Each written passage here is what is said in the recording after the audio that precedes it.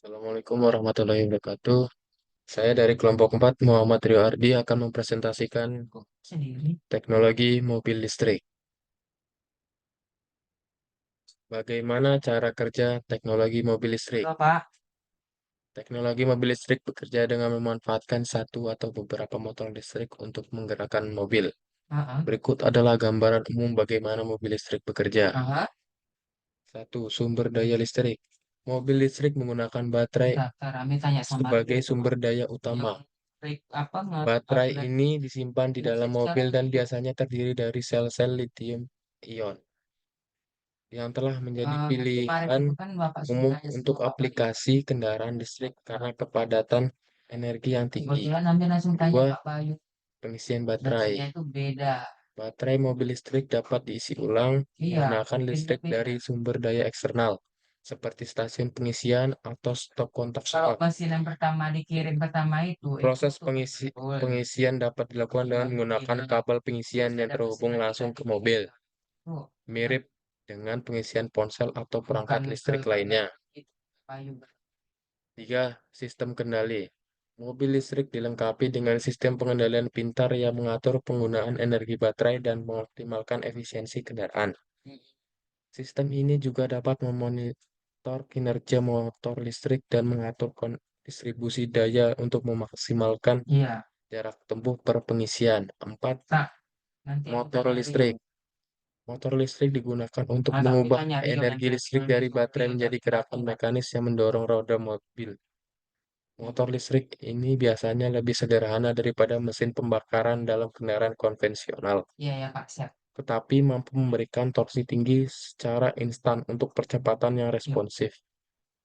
5. Sistem rekuperasi energi.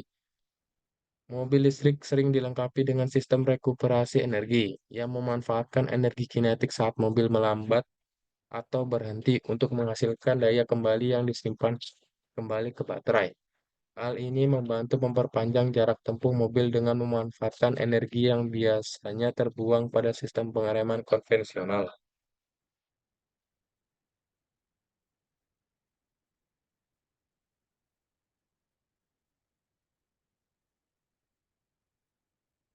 Apa saja dampak negatif dari teknologi mobil listrik?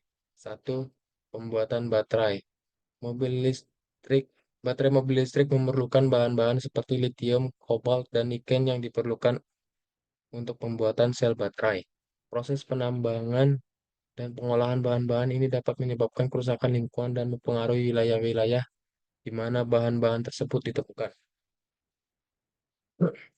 Dua, daur ulang baterai. Meskipun ada upaya untuk meningkatkan daur ulang baterai mobil listrik, proses ini masih menimbulkan tantangan yang signifikan.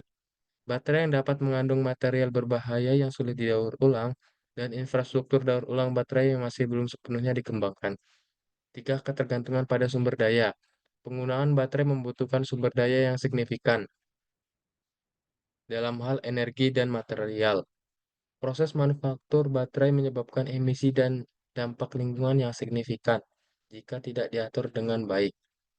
4. Infrastruktur pengisian. Meskipun terus berkembang, infrastruktur pengisian untuk mobil listrik masih belum sebaik infrastruktur pengisian bahan bakar konvensional. Hal ini dapat menimbulkan kendala bagi mobil listrik dalam hal ketersediaan stasiun pengisian dan waktu pengisian yang lebih lama. 5. Kehidupan baterai dan pengganti. Meskipun umur pakai baterai terus meningkat, mereka tetap memiliki batas umur. Proses penggantian baterai yang mahal dan kompleks menimbulkan tantangan dalam hal biaya dan dampak lingkungan.